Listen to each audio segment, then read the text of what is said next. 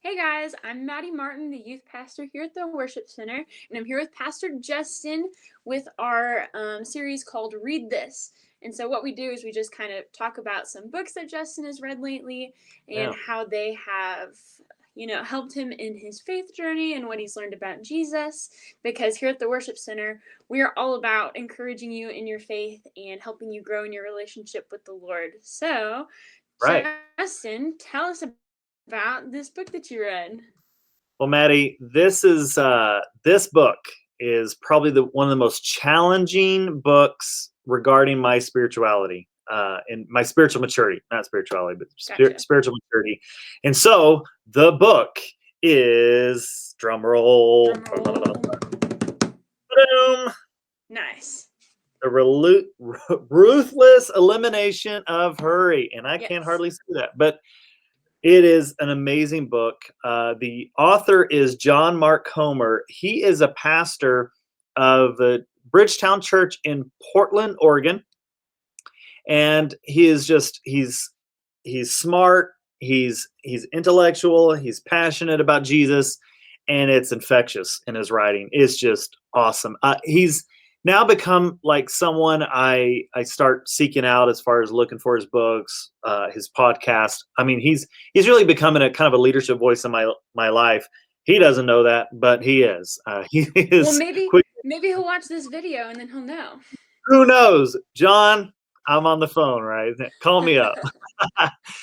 So basically, what is the ruthless elimination of hurry? It's basically dissecting the problem that we have in our world, and that we live hurried lives, right?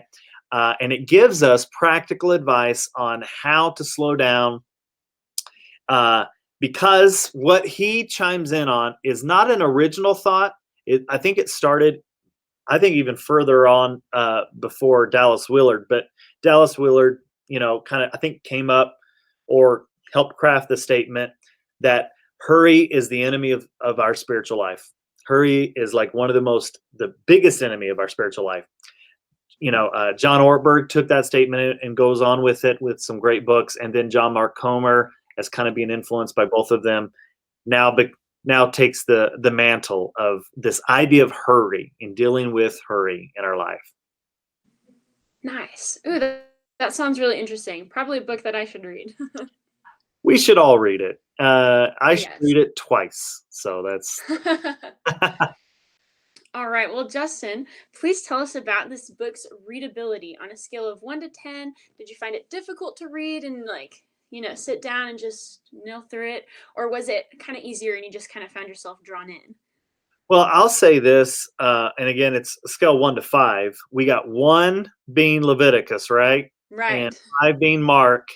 It's definitely John Mark, John Mark Yes. Homer, and it's John Mark. It's so easy to read. The book is kind of set up where there's big letters, and I mean, it's very crafted really well. I mean, Ooh. honestly, someone could burn through the book in one day. You really could. I think it took me a couple of weeks, but I tend to be kind of a slow reader, so I think the average person could burn through it. It's a great book. Don't be surprised on how thick it is. It is. It's just. I mean, there's just so much. It's just great. Great book. Great setup. Easy read. Gotcha. Ooh, that is awesome. All right. So, can you tell us about what kind of information you're going to find in this book? Like on a scale of 1 to 5, if 1 is this is just review, old information that we're kind of going over, 5 being new information that you've never heard of, where would you place it? I got to tell you that though I probably should rate it at a 1. For me, this is personally, it was brand new information. The teaching on the Sabbath. Ooh, Um, there's so much depth. I think as Western Christians, I think we just skim over this, and so I think it is so yes. valuable and so needed to have rhythm. And there's a reason why God gave the Sabbath, and it's not just about attending church on Sunday. It's so much more than that. But for me, I think it just shows you that I'm the typical Christian, American in the West that I needed this. It's brand new to me. Kind of some of the thoughts about slowing down. This idea of slowing down just seems contrary to what we've been taught our entire life. Be efficient, be a go-getter, and I think it really our spiritual life suffers because of it. Yeah, for sure. I love that in the Bible we see themes of like rest and like you said Sabbath and all of that. So it's really cool that this book is kind of I'm assuming it's like the practical Yep, it is the practical application of what you're saying.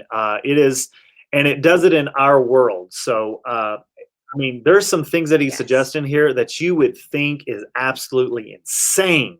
Like he says, drive the speed limit, and then to right, right. I mean, you're like, who does that? And he says, hey, get in the right lane next to grandma and Oh just man. drive the speed limit. And then he says sometimes he chooses to drive slower just to force his body to get used to a better rhythm. Wow. Not always trying to produce, always trying. So these things is absolutely just amazing, amazing, amazing stuff that I've never heard before. I've never heard someone say drive the speed limit from a No. pulpit. It just seems so contrary to what people would just throw stuff at me. Yeah, very countercultural. Absolutely. Good, good. Well, Justin, we've already established that all of the books that you recommend are valuable. But is this a book that you find yourself coming back to constantly? Is this a book that you kind of, one and done kind of a read? If you could rank it on a scale of 1 to 5, where would you put it? Again, you're right. All books that I'm recommending are valuable. This one is an absolute 5. I review it all the time, and maybe it's because I'm not learning the lessons in it, and I have to re-absorb it every time. In fact, I am putting together a sermon on the Sabbath, and this book is helping me prepare for that. So I've got Exodus, Matthew, and I've also got John Mark Comer. Nice. So he's helping me with some. It's really challenging. It's really good. Good. I love that. All right, Justin, I have one more question for you. Good. Why are you recommending this book in particular? Why should the people at the worship center be reading it? Tell us. I'll say this. We live in a world that's like microwave theology. We think we want spiritual maturity quick, but there is no such thing. It's absolutely, you cannot have spiritual maturity quickly. You cannot be a full fledged disciple in a microwave. It's the struggle, it's the process. And because that book really addresses that idea, I think it helps us slow down and realize that hurry is the biggest enemy. And could it be that the biggest enemy to Christianity is not even the atheist that's trying to kick it out of the schools, but it's our iPhone that's in our pocket? Wow.